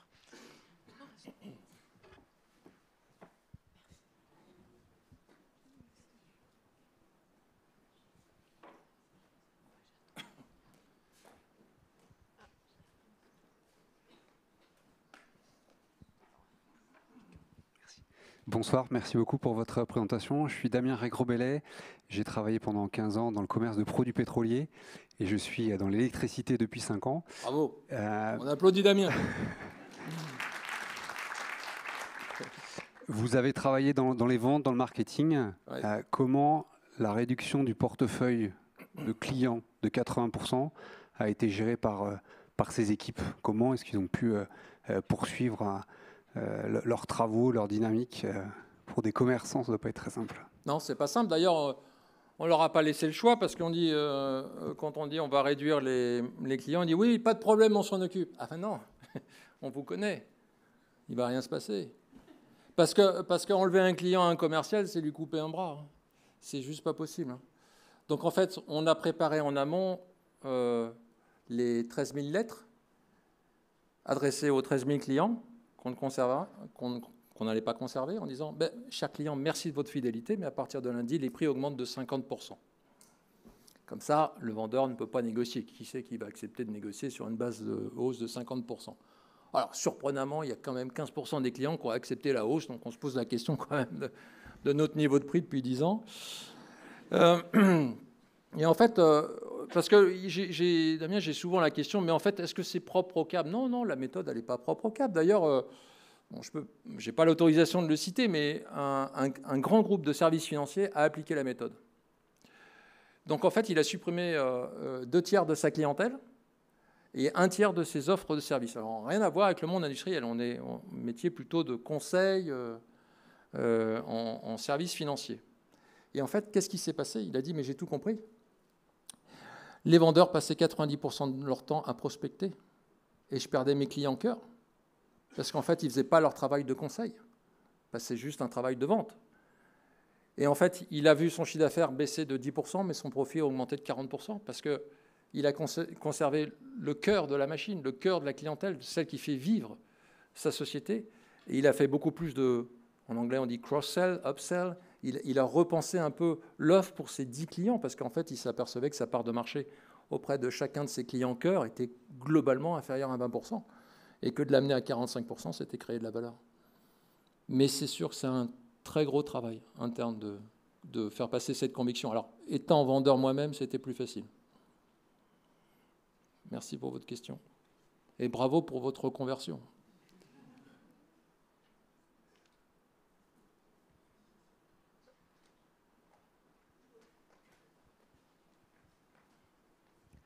Bonjour, Aïssata Lafarge. J'ai une question. Comment vous avez géré justement cette conduite du changement auprès de vos équipes? Vous voulez la vraie version ou... La vraie version. La version polie ou... Non, mais... quand vous changez tout en 5 mois, ça ne s'appelle pas une conduite du changement. Ça veut dire donner un grand coup de pied dans la fourmilière. Donc, en fait, on n'avait pas tellement le choix. On a essayé d'expliquer cette approche systémique. Bon, ce n'était pas toujours facile, et puis c'était quand même au moment du Covid. Donc, mais pour être très honnête, les résultats parlaient.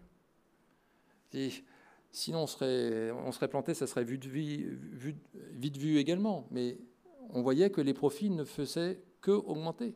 On voyait que la trésorerie ne faisait qu'augmenter. Donc, du coup, mais tout le monde a dit, mais ça marche. Ben oui, ça marche.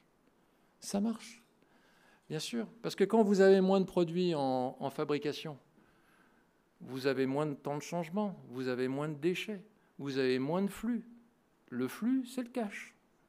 Quand vous mettez 2 semaines à livrer un produit, on s'est posé la question avec mon ami Jean-Yves Stéphan, patron industriel de Nexans, on s'est dit, mais quel est le temps physique du produit, enfin, quel est le temps que le produit passe physiquement sur la machine, sur le temps total de production.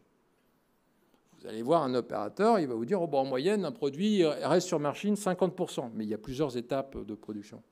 En réalité, c'est 5%. Les meilleurs, c'est 12%. Ça veut dire que 80 à 90% du temps de production est en fait un temps d'attente. Et que plus vous avez un nombre de produits important en fabrication, plus vous avez un temps d'attente important. Donc vous avez des délais qui se rallongent. Mais le délai, c'est le cash. Donc si vous réduisez cette complexité, soudainement, vous êtes capable de produire en un temps record. Ce qui était avant 6 semaines devient 6 jours. C'est autant de jours de gagner de cash. Parce que vous allez facturer 5-6 fois plus vite. Et vous allez faire rentrer la trésorerie 5-6 fois plus vite. Donc les résultats, surtout. Et après, beaucoup de formations. Beaucoup de formations sur notre modèle à nous, sur la partie Shift et sur le modèle E3. Shift, c'est la partie économique. On forme énormément de managers en interne. Au début, c'était juste un coup de pied au cul. Voilà, il fallait que je le sorte, mais c'était comme ça. Pardon ? Oui. Bonsoir, merci pour votre intervention. J'imagine que la vision du monde que vous l'avez forgée au fil du temps. Ce n'est pas une révélation qui est arrivée du jour au lendemain. Non. Qu'est-ce que vous avez pu mettre en place avant d'être CEO et où est-ce qu'il a fallu devenir CEO pour enfin avoir les coudées franches et déployer ce que vous nous avez montré ? Non, on l'a fait. En fait, j'ai été personnellement nommé CEO grâce à ça, parce qu'on l'avait mis en place avant, justement. Moi, j'avais déjà démarré en tant que vendeur quand j'étais tout petit. J'avais viré des clients. Donc, mon patron il me dit, mais t'es fou, quoi. Ton objectif est faire plus. Non, je dis, je vais faire moins de clients, mais je vais faire mieux. Je vais conserver, je vais vraiment pénétrer le client. Je vais rentrer en niveau de part de marché plus élevé pour créer une vraie dépendance entre nous. Il me dit, mais c'est pas bon l'indépendance. Mais j'ai dit, si, c'est bon l'indépendance. Parce que comme ça, l'acheteur, il ne peut pas nous supprimer comme ça du jour au lendemain. Au contraire, c'est important l'indépendance. Non, au fil du temps. On a développé, surtout, on a accéléré en 2009. Pour tout vous dire, la révélation est venue en 2009. On avait reçu une boutique de conseil américaine, toute petite, ils étaient 10, qui sont venus avec ce thème de coût de complexité. Alors, le patron, il arrivait, costard-cravate, un peu comme moi et tout. Il m'explique le coût de complexité. Je dis, waouh, c'était mon modèle subprime, on était en difficulté, on avait toutes les usines dans le rouge, c'était compliqué, on était en plan social. Donc, j'étais très, très à l'écoute. Par contre, le seul truc qui m'a surpris, c'était son collègue. On est au mois de juin. Collègue, grands cheveux blonds, t-shirt jaune, smiley, Bermuda. Pas très conseil, hein. Il m'explique le coût de complexité et tout. Et puis à un moment, je le prends un peu à part. Et je dis, mais ton gars, là, il fait pas très industriel. Non, t'en as plein des industriels qui ne regardent pas leurs chiffres. Plein, t'en as pas besoin. Bon, il fait pas très financier non plus. Hein. Non, t'en as plein des financiers qui regardent des indicateurs, les optimisateurs. Ceux qu'on leur file des indicateurs qui sont vieux de 20 ans, ils cherchent juste à optimiser un petit peu comme ça. T'en as plein. J'ai dit, mais il fait quoi alors ? Mais c'est un mathématicien. Il va t'expliquer par les maths ce que tous tes managers ne regardent pas, la donnée. Et c'est là qu'on a commencé à regarder, on a commencé à poser la question au niveau des managers, on s'est dit, mais sur quelle base, quel type d'indicateur vous posez vos décisions ? Et en fait, on s'est aperçu qu'ils n'utilisaient que 4% des données disponibles dans les ERP. Uniquement que 4%. Quand on a refait l'exercice en 2019, après des centaines de millions d'euros mis dans les outils dits intelligents, qui ont rendu beaucoup plus accessibles les données, on a refait le test. Banco, les mêmes indicateurs. 4%. Et en fait, c'est là... Bon, on n'a pas travaillé avec eux parce qu'en fait, ils me demandaient $1 million de conseils pour 6 mois de travail. Mais du coup, avec une équipe et quelques très fins consultants externes, on ne parle pas de gros cabinets, des analystes un peu matheux, avec nos équipes industrielles et financières, on a créé notre modèle, en fait. On a créé notre propre modèle. Et en fait, qui passe sur cette notion de réduction de complexité. Si je veux un cran plus loin sur la méthode, très rapidement, en fait, c'est la même logique qu'Elon Musk, c'est la notion de first principle, c'est de dire, mais prenons une usine, elle a plus de 50 ans, mais si on avait à rebâtir l'usine from scratch, c'est quoi son cœur métier ? C'est quoi son cœur produit? Donc, du coup, imaginez 3 salles de réunion. Première salle, on met les vendeurs et les marketeurs. On dit, voilà les 1500 produits qui sont produits dans cette usine. Vous avez 3 heures pour définir les indicateurs de performance, ce qui fait que vous allez garder ou vous allez virer ces clients. Deuxième salle de réunion, on met les financiers. Vous avez 3 heures en même temps que les sales marketeurs pour définir vos indicateurs à vous, financiers, pour dire sur les 1500 produits, je les garde ou je ne les garde pas. Et la troisième salle, au même moment, c'est une sorte de compétition, c'est les Jeux Olympiques, on met les industriels. Vous avez 3 heures pour définir les indicateurs de performance vus dans un angle de production et de supply chain qui fait que vous les gardez ou vous ne les gardez pas. Après un épuisement, une journée plus tard, on les réunit tous ensemble et on réunit les 3 cercles. Vendeurs, montrez-nous les produits qui sont à garder. 40%.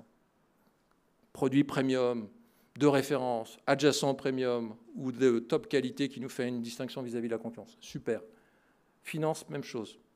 Prod, même chose. Et en fait, on réunit les 3 cercles en même temps et on s'est dit, ben voilà, il y a 40% des produits sur lesquels vous êtes tous d'accord. Si on avait à rebâtir l'usine from scratch, on partirait de ce 40%. Mais 40%, si on ne fait que 40% de notre chiffre d'affaires, 40% des produits, on a un problème sur l'emploi. Donc on a commencé à regarder ce qui était retenu pour 2 des groupes versus le 3e, et on a commencé à remonter la pente comme ça. Et à la fin, il vous reste 30% des produits qui sont le fruit de l'histoire, qui se sont accumulés mais qui ne servent à rien. Eh bien, on est tous d'accord. Suppression. Voilà. C'est ça la méthode. Entre autres. Je vous le fais simple. Qui c'est qui a le micro? Bonsoir, c'est moi. Merci pour votre intervention. Moi, je suis étudiante en dernière année à EM Lyon. J'ai une question. Alors, vous avez parlé un petit peu plus tôt de la logique moins égale plus. Dans un entretien pour l'Express en 2023, vous avez parlé du fait que la rémunération n'était pas corrélée avec l'augmentation des volumes. Comment est-ce que ça a été reçu par les salariés? Est-ce qu'il y a eu un accompagnement en RH, par exemple, sur des avantages mis en place pour compenser? Comment ça s'est passé? Non, comme en fait la performance, les incentives étaient liés à la performance économique, vu qu'on est en surperformance depuis 6 ans, il n'y a plus de départ parce que tout le monde touche son bonus ou ses primes, en grande partie. Donc on a juste dit que l'indicateur croissance, ce n'était pas une source de performance. On a dit l'indicateur profitabilité, EBITDA, retour sur capital employé, free cash flow, empreinte carbone, taux d'engagement, et eux sont des indicateurs de performance, mais pas la croissance. Et on commence à parler de croissance maintenant parce que comme on a réduit notre portefeuille, on est fait de bon cholestérol, donc on commence à remettre un peu de croissance, mais on veut surtout... J'ai une question qu'on m'a posée d'un analyste financier récemment, il dit mais vous avez quand même fait 4% de croissance récemment sur une grande partie de vos marchés. Il dit oui, mais la question c'est, elle est faite de valeur ou elle est faite de volume? Et j'ai 90% de ma croissance a été faite de valeur. C'est de l'innovation, c'est du mix, c'est du prix. C'est de la valeur. Ce n'est pas obligatoirement plus de matière consommée. Merci. Merci. Moi, je voudrais savoir comment ont réagi les cols bleus quand ils ont compris qu'ils allaient peut-être moins travailler. Et comment vous avez géré au sein des usines? Alors, on avait... Merci de votre question. On avait une ligne rouge, aucune suppression d'emploi.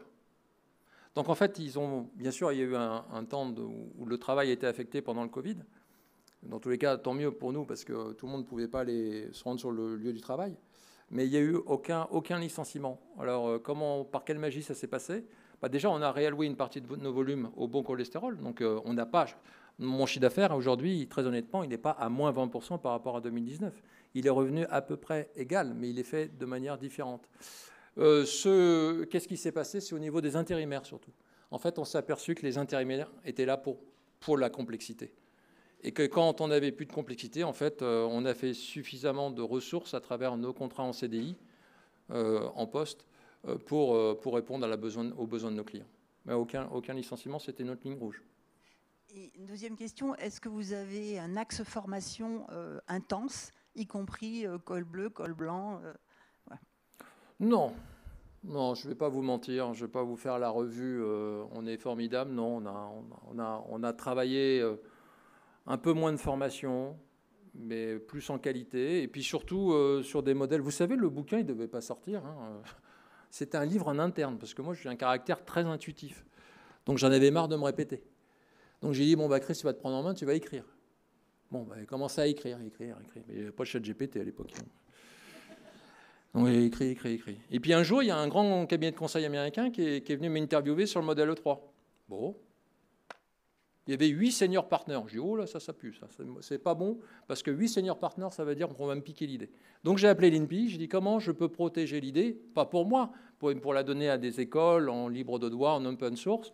Et l'INPI m'a dit un écrit. Et c'est comme ça que le livre est sorti. Alors bien sûr, il y a des formations associées au bouquin. Notre modèle est beaucoup plus poussé que ce que je vous montre dans le livre. Heureusement, d'ailleurs. Oui, bonsoir, Catherine Pardo, je suis professeure et j'aurais aimé vous entendre sur les clients, ceux que vous avez gardés, hein, pas ceux qui ont été écartés, et en particulier s'il y a des formes de collaboration nouvelles qui se sont mises en place. Je pense à vos clients grands comptes qui sont tous des industriels de toute façon. Oui. À quel moment la collaboration avec eux a expliqué aussi le succès de votre démarche ? Par exemple, ce qui est intéressant, il y a une société que vous devez bien connaître à Lyon qui s'appelle Sonépar. En fait, il y a beaucoup de clients qu'on a renvoyés un peu chez nos distributeurs parce qu'en fait, ce n'est pas des clients industriels, c'était des trop petites demandes et trop diffuses. Et la collaboration était très forte parce que du coup, on a montré qu'ensemble, on pouvait mieux travailler. Mes vendeurs, pour reprendre un peu la question précédente, en fait, ils sont plus mis à prospecter. Ils ont fait vraiment de ce qu'on appelle la vente marketing, c'est-à-dire ils sont là pour conseiller. Et en fait, ils ont passé plus de temps à vendre du service, à travailler sur l'innovation, que de prospecter et d'offrir du prix. Parce qu'en fait, quand vous offrez du prix, c'est que vous n'avez rien à offrir. Voilà, base de la vente. Hein. Si j'ai rien à offrir en termes de qualité de service, de qualité de produit, je baisse mon prix. Voilà. Donc là, il n'y a pas besoin de sortir Polytechnique pour ça. Mais globalement, c'est la qualité de la relation client. C'est-à-dire que quand vous en avez moins, vous êtes obligé d'améliorer la manière dont vous travaillez avec eux, parce que quand vous en perdez un, ça peut faire très mal. Et ça, en fait, vous créez en fait cet effet contrainte qui fait que vous n'avez pas le droit de perdre des clients platinum. On est là pour se développer avec eux. Donc, comprenez leurs besoins et voyons comment nous pouvons résoudre une partie de leurs problèmes. Et c'est ce qu'on essaye de faire au fil de l'eau. C'est un travail au long cours, mais on progresse. Oui, je vois qu'il y a plein de mains levées. Donc, bonjour, Jennifer Bury. Oui. Ex-EM Lyon, pour préciser. Quoi de l'EM, quand vous me précisez, pardon. Vous n'étiez pas de l'EM. Je n'ai pas entendu. Est-ce que tous ces changements ont amené également des changements de gouvernance ou de réflexion sur l'organisation ? Les stratifications, le middle management, la façon de prendre des décisions ? Ce qu'on a fait surtout au début, c'est que on s'est aperçu que on se croyait un peu pour une boîte de CAC 40. Donc il y avait de l'intelligence à tous les étages. Et puis je me souviens d'une RH à l'époque qui me dit, dis donc, il y a beaucoup d'intelligence juste pour faire du câble. Hein. Ben oui, c'est vrai que le câble, c'est quand même assez simple. Et en fait, ce qu'on a fait en 2019, c'est qu'on est revenu un peu à l'ADN de ce qu'on était en 2008.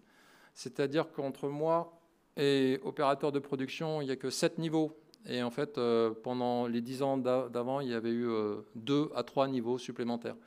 Donc on avait quand même une phase de restructuration, mais cette restructuration-là, à l'époque, a touché le top management. C'est-à-dire qu'on est passé d'un top 100 à un top 60. On a supprimé 40 postes. Mais au plus haut niveau de la pyramide. Parce qu'en fait, on avait des managers qui conseillaient d'autres managers, qui conseillaient des managers. Enfin, c'était une armée mexicaine, quoi. Donc, voilà. La simplification doit pas démarrer par le haut. Bonsoir, monsieur. Bonsoir.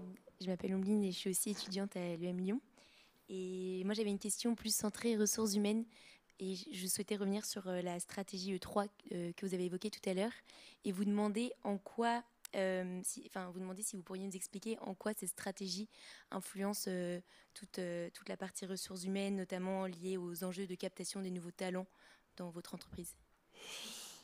Alors, ce qui est intéressant sur le modèle E3, là, on a interviewé une dizaine de jeunes là, qui ont été recrutés il y a moins d'un an. Et en fait, ce qui nous a surpris, tant mieux pour nous, ce qu'on appelle la marque employeur, ils ne connaissaient rien au câble, connaissaient rien au marché, ils sont venus pour le E3. Bon, on est flattés.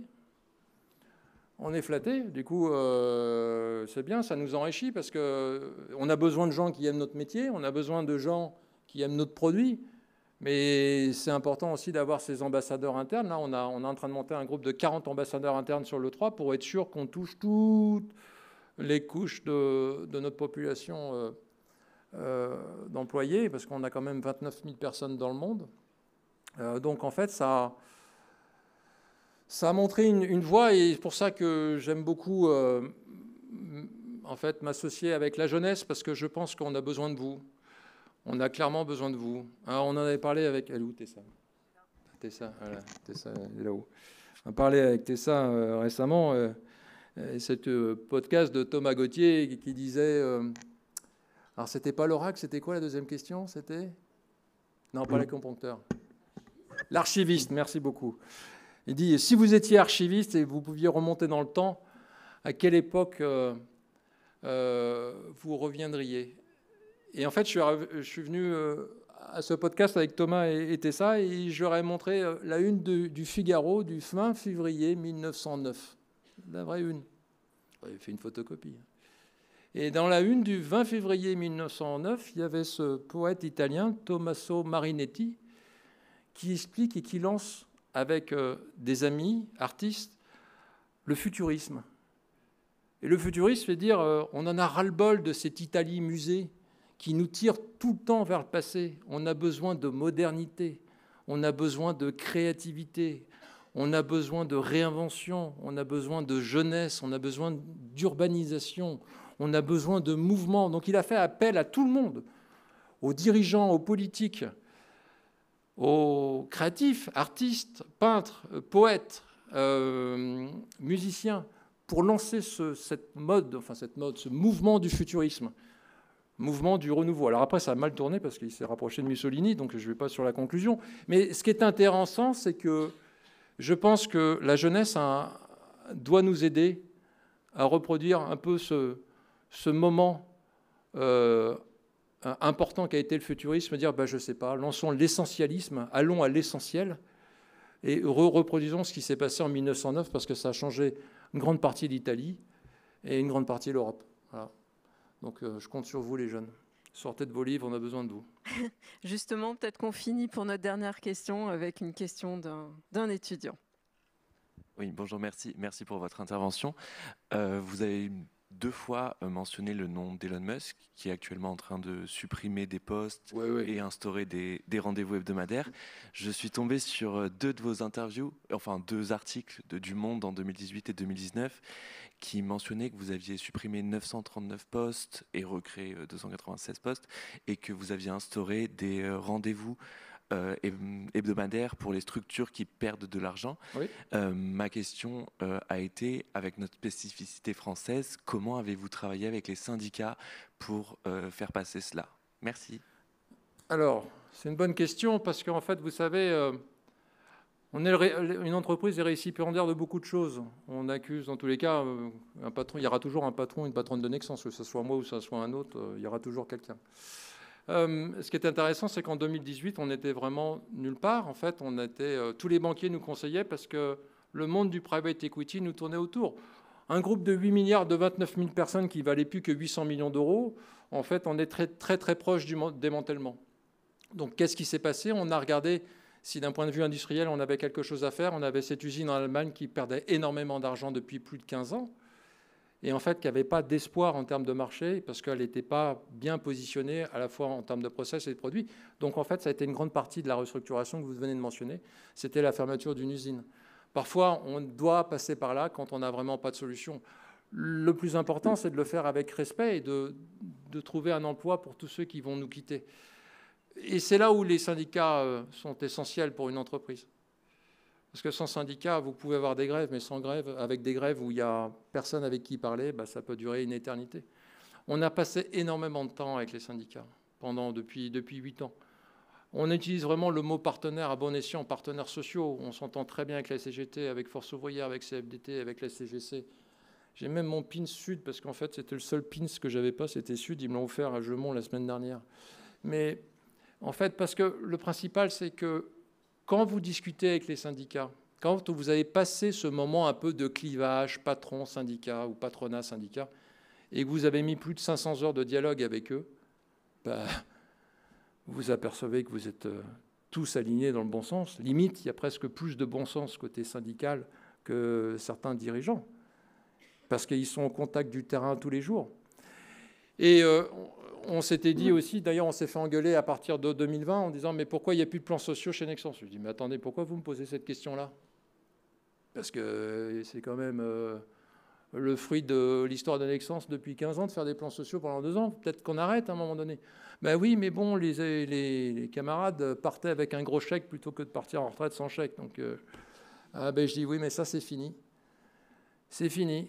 On a appris à travailler différemment et on s'est aperçu que chaque plan social blessait l'entreprise, blessait les gens, même si on pouvait le faire avec respect. Je me souviens malheureusement de ce journaliste qui m'avait bien taclé, qui m'avait dit bon, mais qu'est-ce que vous faites dans cette situation? On était en 2018. Ben, j'ai dit on accompagne les gens. Et le journaliste dit mais oui, monsieur Guérin, on l'a bien compris, vous les accompagnez à la porte. Bon, bah ça choque. Mais bien sûr, c'est notre travail de trouver la solution, parce que quand on en est arrivé à faire que de la restructuration, comme il y en a beaucoup en France aujourd'hui, c'est que finalement, on n'a pas trouvé la clé du modèle qui permet de se réinventer, de se réadapter au monde dans lequel on est. Et dans tous les cas, il va falloir travailler dans un monde où la croissance et l'abondance des matières premières ne sera plus là. Et il faudra quand même générer du profit, parce que les profits, c'est l'emploi. Voilà. Merci beaucoup. À bientôt. Merci beaucoup.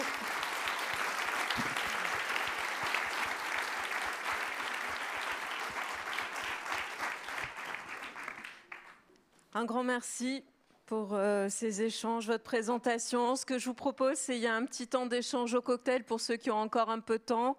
Donc on vous y accueille avec plaisir. Et pour nos étudiants, vous avez un livre pour aller dans le bon sens qui vous attend. Donc n'hésitez pas à passer, venir auprès d'Angela. Merci à toutes et tous.